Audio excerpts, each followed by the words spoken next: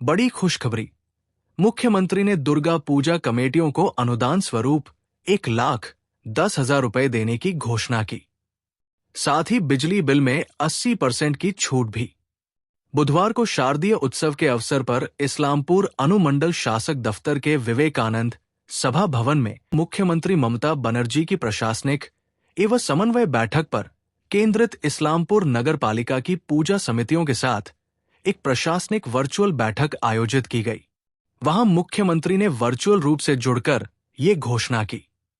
मुख्यमंत्री की इस घोषणा से पूजा आयोजकों में खुशी की लहर दौड़ गई।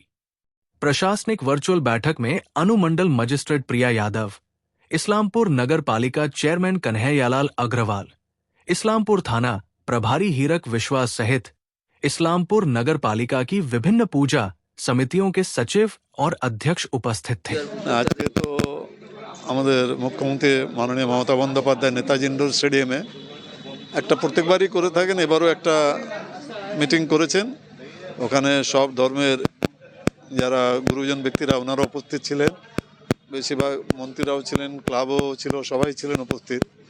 সেখানে উনি বিস্তারিতভাবে কিভাবে আমাদেরকে পুজোটা করতে হবে সেই ব্যাপারে একটা উনি নির্দেশ দিয়েছেন।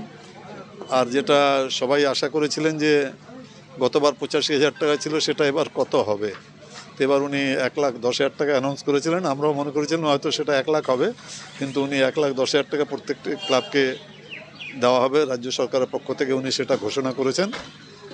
22 থেকে যেটা আসান, যেটা পোর্টাল আছে আসান, সেটা খোলা হবে।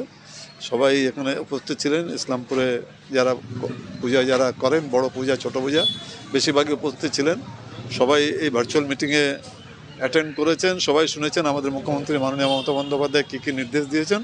আশা করছি আগামী দিনে আমরাও পরে বিস্তারিতভাবে আলোচনা করলাম যে এন্ট্রি এক্সিট এই ব্যাপারগুলো একটু ভালোভাবে সিরিয়াসলি দেখতে হবে, ভলেন্টিয়ার্সরাও যেন বেশিরভাগ সংখ্যায় যেন উপস্থিত থাকে। বিস্তারিতভাবে আলোচনা হয়েছে।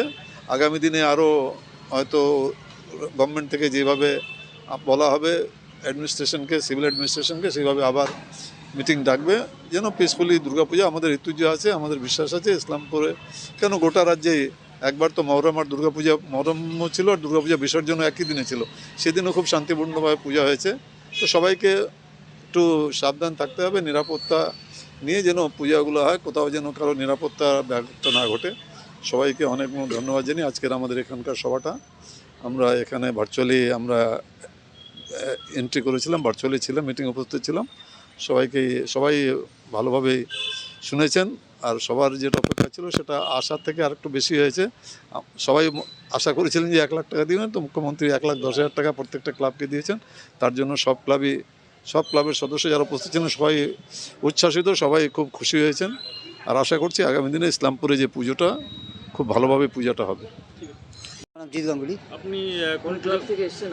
আমি নেতাজি সুভাষ দুর্গা মন্দিরের সেক্রেটারি। আচ্ছা, কতটা খুশি এবং কতটা মনে হচ্ছে যে এই ঘোষণার পরে কতটা? না, খুব আনন্দের বিষয়। সবথেকে বেশি আনন্দের বিষয় যে এবার মুখ্যমন্ত্রী যে ঘোষণাটা করলো সেটা আমরা ভাবতে পারিনি যে এত অ্যামাউন্ট হবে।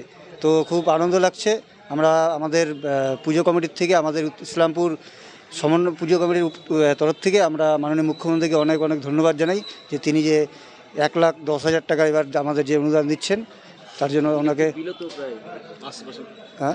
হ্যাঁ, ইলেকট্রিক বিল 80%, সেটা 70, আগে ছিল 75%, এবার 80% করেছেন। এবং আগে দমকলেরও আমাদের যেগুলো পারমিশনের ব্যাপার ছিল তা পোর্টালেরও ব্যবস্থা করে দিয়েছেন। তো সব দিক দিয়ে মোটামুটি ভালোই করছেন।